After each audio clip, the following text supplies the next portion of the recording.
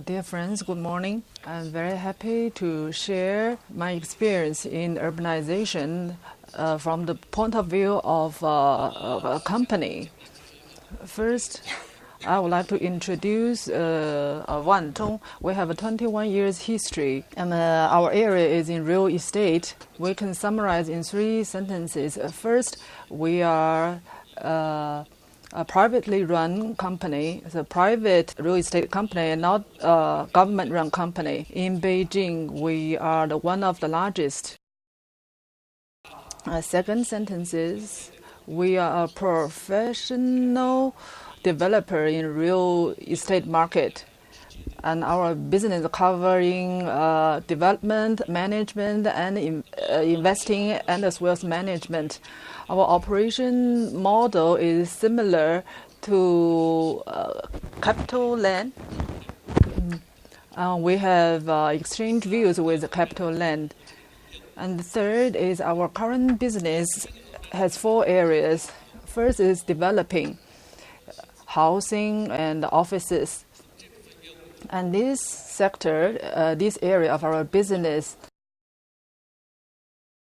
of the 143 listed companies, we are number 17.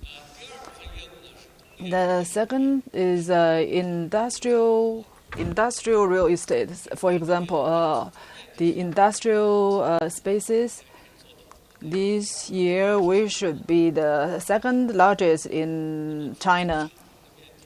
And the rented factory area is over 1 million square meter. The third is asset management. In revenue, we are the number 1 in China. And the fourth is fund management. And in real estate companies, we are the number 2 in fund management. So we have 4 areas of business. In the future, of course, we will develop more businesses like in education, etc.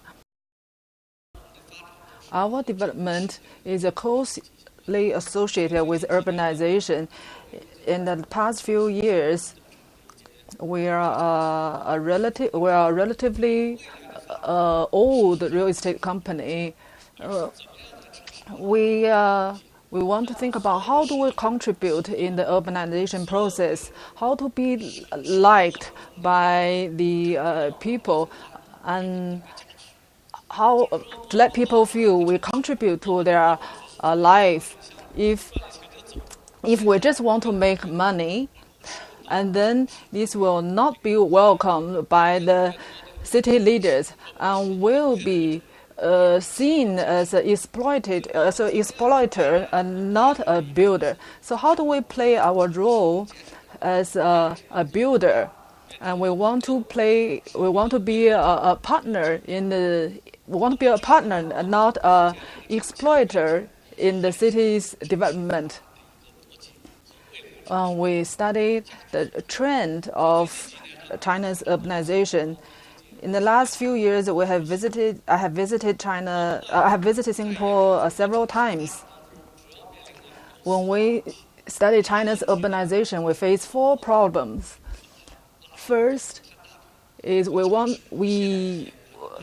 expand the city in a too large area. In Shandong, they joke with us. Now you are in Shandong's. We're saying you are in Shandong, the 22nd ring. You can say if Beijing can continuously expand, and Shandong eventually will become a ring road, become a ring of Beijing. Our company has offices in the east and the west. So every day we will spend 3.5 hours just to go from the west side office to the east side office. An average worker in Beijing will probably spend about 4 hours on the road. So this is a big problem. The second problem is brought about by the waste of resources, the carbon emission, pollution. So Beijing always been criticized for its environment, air quality. The third is equal urbanization with real estate development. We neglected the other areas. For example, in the renewable energy resources, education, medical, healthcare, we have neglected in these areas.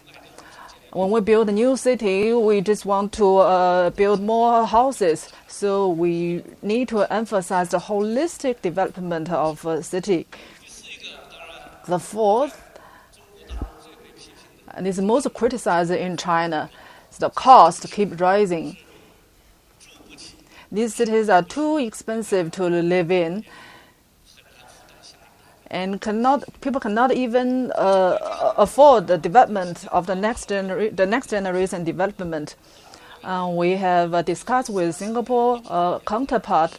For the last 3 to 4 years, we have studied how do we build a vertical city, a compact city. Say we learn from Hong Kong, Tokyo, the experience, and how do we form an intense city, high quality and sustainable city. We call this a vertical city. After 3 years of study, we have formed this model, a prototype. So in square kilometer area, we want to build up this area. So this scale in Beijing, for example, Wangjing takes about 17 square kilometer. It takes 20 years to develop. Now it's about 8 million square meter built-up area. By doing this, we can save a lot of land resources and also can build it up very fast. We also want to build a healthcare industry. Recently, we have a lot of exchanges with Singapore to learn Singapore's experience in healthcare, how to bring the healthcare into the vertical city development. And locally, we have received many support from the government because this is a good model to use the land wisely and economically. Next, we will be do the same thing in Xi'an and Wenzhou. In Singapore, we have been doing this study for a while. Every year, we have a design competition, a worldwide design competition. And soon we'll have a second design competition. I welcome everybody to come to the competition. I wish to learn from Singapore's experience in managing high intensity cities. So our companies can create a long-term value for the urbanization process, and our development can be sustainable. Thank you.